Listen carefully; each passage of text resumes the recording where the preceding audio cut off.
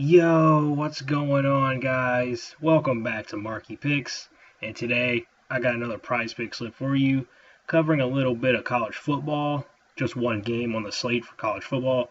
I got a couple NFL picks actually for the Thursday night football game, and then a couple NBA picks for the Thursday night. Just real quick before we get into today's video, take a second and drop a like on this video and subscribe to the channel if you're not already. Really helps me out a ton, helps the channel out a ton. Really get these videos out to more people that are in search of free sports picks and wins. That's what I provide on this channel on a daily basis. So please take a second and do that. It really helps me out a ton.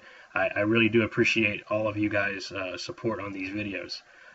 So let's go ahead and dive into the recap of yesterday's NBA slate. The first one really that we could actually do a full six pick on.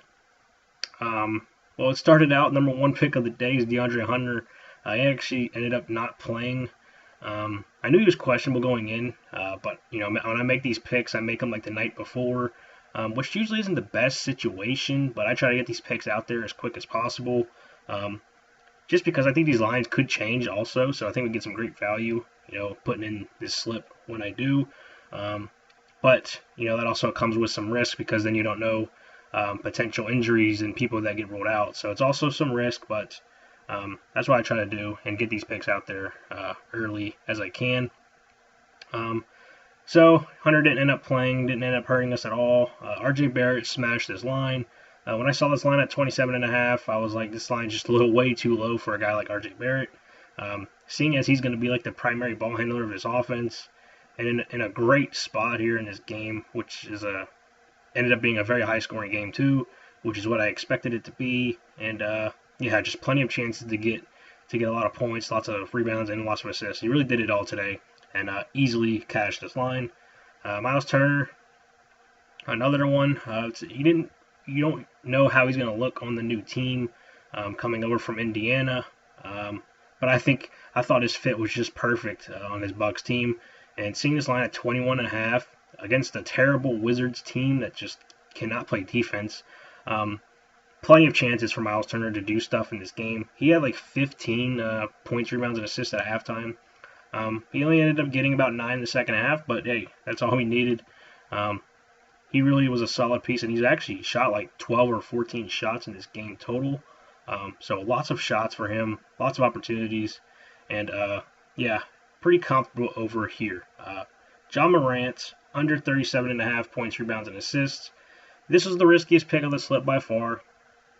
Just because on paper, that you see the over, the highest total of the slate.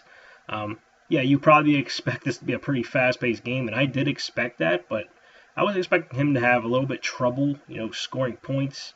It was kind of weird how this was trending. Early on, it was trending towards the under. But as the game went on, he was able to get some scores, and then it started turning up. I mean, that's how this game, script can go in these types of games. The under was looking solid, but the game script kind of flipped the other way, and John Morant started to score points easy. Really, the Pelicans weren't even playing defense. I mean, I don't know what they were doing in that second half. Just really letting John Morant just score with ease when they should have been really doubling him because they don't really have anybody else that can score on this team other than John Morant, in terms of creating their own shot. That's really this Grizzlies offense. It runs through John Morant. And, he got to the over here. Denny Avdia, I had him projected for I think I had him projected for 28. I can't remember. But again, he's supposed to be one of the main guys on this Trailblazers team. And I just think a guy like Denny Avdia, he's not a guy that creates his own shot. He's not one of those guys. He can do it, but he's not effective when he does it. So, getting his line at 32, I feel like it's a little bit too high as well, and that's why I was able to tag the under there. And very solid here. It ended up being a little bit closer there towards the end, but all in all, it's still cashed on the under. And DeMar DeRozan, another one that was one of my riskiest picks, just because of no Domantas Sabonis in his game. But I just thought this line was still a little bit too high, even with Sabonis out. But DeRozan, he turned back the clock in this game. He looked like the prime DeRozan, that was on the Raptors and the Spurs. He was really really scoring points very effectively, and yeah, he was able to get to the over pretty quickly. And the Suns, they're terrible this year. The Suns are not a very good team. They did end up winning this game though. I mean, Devin Booker is just that guy. But anyway, DeRozan was able to do enough in this game. He was really the primary ball handler too. Zach LaVine was kind of playing off the ball and letting DeRozan run the show. That's not what I was really expecting. I was expecting LaVine kind of to be that primary, ball handler, or a little bit split. But it really was DeRozan that was doing the majority of the playmaking in this game. So not great, but still 3-2, 3-2 on the main slip. Not terrible. Again, if you just take a couple of these off and you pair them on your own slip, you're profiting. So depending on how you guys played these picks, hopefully you guys had some wins. And if you took the game picks, we went 4-1. We almost had a 5-0 sweep on the game picks. We missed up on the Memphis and Pelicans game. A game that I thought would play a little bit slower. It didn't end up playing slow, but still, game picks were solid. 7-3 on the total on the day. Very, very solid. I'll take those percentages any day of the week. And why not carry that momentum into today's picks? So let's go ahead and jump into today's slip. First pick of the slip. We're going college football. We're going Cameron Brown over 265.5 passing plus rushing yards. I got him projected at 304.2. We got Georgia State taking on South Alabama here. Should be a pretty high-scoring game here. I think the total is set at 55.5, and South Alabama is actually favored by 6.5 points on the road. But this is a team in Georgia State that is, kind of switching quarterbacks. Cameron Brown, he started his first game last week, and you can look at the stats for yourself. He went for like 400 total yards. He had like 280 passing yards and 120 rushing yards. This is a guy that can actually play football. I think this is a guy that's going to help Georgia State out, be a lot more competitive than when they had TJ Finley at quarterback. I think they're moving on from TJ Finley, and I think Cameron Brown's really in the 2 games that he's actually played meaningful snaps. He's smashed this number with ease. In the first game, was it two games ago against App State? I think he started the second half of that game, and he ended up getting 218 passing yards in that one half, plus 30 rushing yards, I believe. So this is a guy that can get, he's very effective in the time that he gets, and giving his full allotment of minutes, and given this matchup where South Alabama is not a great team, they don't really give much pressure either. So I think he's gonna have plenty of time to really make his own decisions back there. I think he's gonna have chances to run the ball, or he's gonna have chances to throw the ball. So that's why I'm taking the combined stat here. I think there's more value here, other than just taking his rushing yards or I think passing yards. I really just like the value here. I think it's a very good play. One of my favorite picks of this slip. So if you guys want some college football value, this is the pick to go to for Thursday night. Pick number 2, we're jumping in NFL. We got Jordan Mason over 55.5 rushing yards. I got him at 63.1. At the Vikings and the Chargers here. Thursday night football should be a pretty good game here between these 2 teams. 2 teams that are kind of, trending, I would say, in the wrong direction right now. They're coming off losses. The Chargers just got beat up bad by the Colts, and the Vikings lost a heartbreaker to the Eagles. So, 2 teams that are in desperate need of a win. And this is a spot where, Jordan Mason, he's really been a consistent back for the Vikings team. He gets around, he gets around 50 yards every single game he's played so far this season. So it's just a matter of how many, big runs can he get in this game. I mean, the Chargers, they do have you would think they would have a solid defense. I mean, they're kind of known for their defense, but this year they have not really been that great. In terms of yards per rush specifically, they do give up tons of yards per rush. I think they give 5.1 yards per rush. And Jonathan Taylor just had a big game last week as well on the ground. This line isn't really, I would think this line would be a little bit more increased. With this total only being a 3.5 point spread, we're expecting this game to stay competitive. And Carson Wentz, he did get beat up pretty bad last week. And that was in a game where they were trailing by 2 scores for most of the second half at least. They're down at least 2 scores in most of the second half of that game. And Jordan Mason was still able to get 50-ish rushing yards in that game. I expect this game to stay a little bit more competitive than that game. So I think Jordan Mason can run into a couple more carries than usual here. And I think has a very good chance to go over his line. I know the last 5 games might tell you otherwise, but if you look at those numbers, they're right around this line.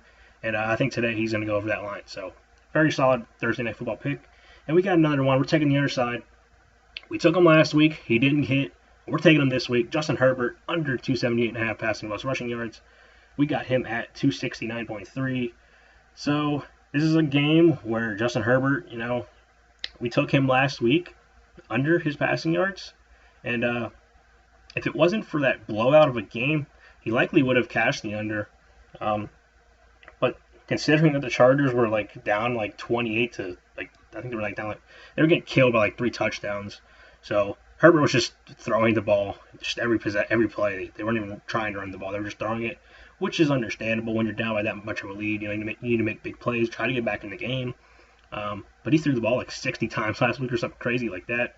We're not expecting that kind of volume in this game. The Vikings vote a very good, defense, and in terms of their defense, I like their pressure they get on quarterbacks. They have one of the top sack percentages on defense in the league. They really do a good job of getting pressure on quarterbacks, which is going to make it hard for Herbert to throw stuff down the field in this game.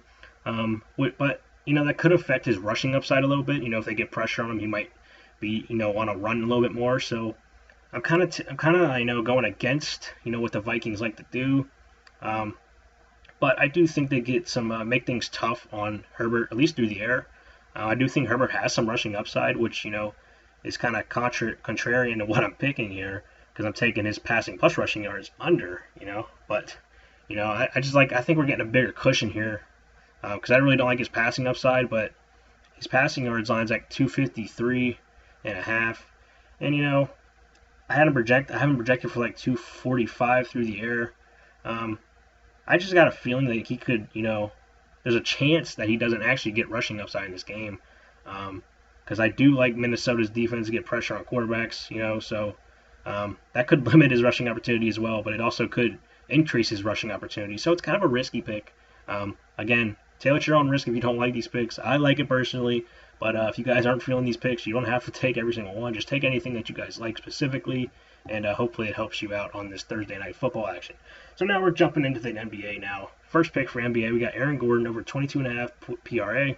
We got him at 22.89. He is actually questionable for this game, so hopefully he does play. I'm expecting him to play, and hopefully he gets his normal allotment of minutes. I don't think it's anything too serious. He's a guy that gets around. He's going to be one of their main rotational guys. He's going to be closing this game most likely. So should be plenty of chances for him to get stats in this game. Should be a pretty high-paced game with the Warriors here. The Warriors defense, they played pretty fast against the Lakers the other night, and they also could be a little bit tired. But Aaron Gordon, he's kind of a guy that's always been pretty solid in terms of just racking up stats for his team. And I do like him to get over his PRA today. I think there's just plenty of chances for him. With Jokic on the floor, he's always going to have chances to shoot threes. And he's also got a chance, to rebound and, get points that way as well. So I do like his chances to get over this number. It's a tight projection on my end. I got him at 22.89, so there's not really a lot that I liked on tonight's NBA side things. Because, only 2 games, there's not that much, not much variance we can get into these picks. So probably one of my favorite picks. I do like it, but I would probably say it's one of my least favorite NBA picks for today. But, still a very solid pick. I think is going to have a good chance of hitting. So jumping to pick number 5 now. We're going Jonathan Kuminga over 4 rebounds. We got him at 5.21. Now, this is one of my favorite picks of the day. I really expect him to get at least 4 rebounds. So, even if he doesn't get over 4, he at least ties the line, which really doesn't do us any harm. It's really one of those insurance policy picks. Every time I pick these kind of picks, they always end up hitting. They at least tie the line, at least. But, that's all we're looking for. We're looking for him to tie the line and, give us a chance for him to go for that number. But seeing what he did last game against the Lakers, he had 9 rebounds in that game. And in this game against the Nuggets, they're going to have to try to rebound better as a team. Because, you got Jokic in there, who's one of the best rebounders in the league. And they got, Aaron Gordon as well. So, kind of a contrarian, interesting kind of correlation I'm doing here with Gordon and Kuminga. They could be fighting over each other's stats and maybe screwing each other out of their, numbers. But I think there's going to be plenty of opportunities for rebounds in this game specifically. So I like Kuminga over 4 rebounds. I think his role has been very good this year so far. Just one game, can't really judge it off one game, but he was really involved in his team as a whole, and I really think he's going to have to be a little bit better rebounding the ball in this game. So I think he's got plenty of chances to rebound in this game. So last pick of the slip, we're taking the first game now. We're taking Pascal Siakam over 19.5 points. We got him at 20.30. So Tyrese Halliburton's out for the season. So this Pacers team is running out of like scoring options. They don't have a lot of scoring options on this team. So Pascal Siakam is going to be the guy that scores points for his team for them to be successful. They do have very good defense. They got very good defensive wings. You know, guys like Nesmith and Nembhard, very good defenders. It's going to be interesting to see how this team plays. You know, last year they loved the run. You know, they were one of the fastest paced teams in the NBA. But that was with Tyrese Halliburton running point guard. So now you really don't have like a really good point guard that's going to be running the ball here for you. So it's going to be interesting to see if the Pacers slow down their pace, like, you know. But, I mean, they've always been known as a fast-paced team, so it's going to be interesting to see. You don't really know how to gauge this situation. They're playing the Thunder as well, which is a very tough, you know, defensive matchup for Siakam specifically. But I still think Siakam's going to have plenty of chances to score points in this game. He's going to have to score points if they want to be successful. And I think 19.5, I think he's easily going to be able to score 20-plus in this game. So I love this pick here to close out the PrizePicks slip. And jumping into our game picks for today, we got Georgia State plus 6.5. Again, they're at home. Both of these teams are pretty bad. They're both 1-6 on the season. But I think getting 6.5 at home when they got Cameron Brown at quarterback, I think it's a pretty solid play indeed. I think there's plenty of chance for them to score points, and with this total being 55.5, I think there's plenty of chances for them to cover the spread. Pacers and Thunder over 230.5. You know, like I said, I don't know how this team dynamic's going to go for the Pacers. You know, are they going to play with that same fast tempo that they've always been playing with Tyrese Halliburton out? You know, we're going to find out. I think the Thunder do like to play fast too, so I think they both end up playing fast. So I think this is going to be a game where there's going to be lots of points scored. So I do think the Thunder, you know, if I was looking at the Thunder, you know, minus 7.5, I might have took that. But I think the Pacers could keep this close. You know, it's a rematch of the finals last year, so it could be a little bit of a fight from this Pacers team. But I do like the over here. Warriors minus 1.5. Very good pick here as well. This is a spot where the Warriors play much better at home anyway. But playing the Nuggets here, Nuggets first game of the season, the Warriors look really good against the Lakers. They look like a true contender this year, especially if Jimmy Butler keeps playing like that. I do think Jimmy Butler is going to keep playing like that. I mean, probably not the same level as he had against the Lakers, but a very solid, you know, all-star caliber player for the Warriors. So I do think the Warriors win this game. Should be a really good game though. And the Vikings plus 3.5. I really don't like this Chargers team. They've really been spiraling out of control a little bit. They have some good wins and they have some bad losses. And the Vikings, you know, Carson Wentz at quarterback, you know, it's probably not a good thing back in Carson Wentz at quarterback. But I do like them to keep this close, and maybe it comes down to a field goal, you know. I think the Chargers could win by a field goal, and we're getting a 0.5 here, so getting that extra 0.5, I think this game can easily come down to a field goal. So very solid pick here to end out today's video for the picks. So that's today's video, guys. Hope you enjoyed it. If you did, drop a like on the video and subscribe to the channel if you're not already. Once again, it helps me out a ton. I really do appreciate all of the support on the videos. And looking ahead for tomorrow on Friday, we've got some college football and NBA is back in action, of course. So we're going to have plenty of sports over the next few months to bet on here, and free picks every single day. So don't miss out on any one of these free wins that I'm posting. We're looking to get back for that 6 for 6. We haven't had like a full 6 for 6 slip over the last couple days because of injuries. So hopefully we can get like an actual full 6 for 6 in action today and see if we can let it ride here today. So that's it for today's video, guys. Thanks for watching, and I'll see you in the next one.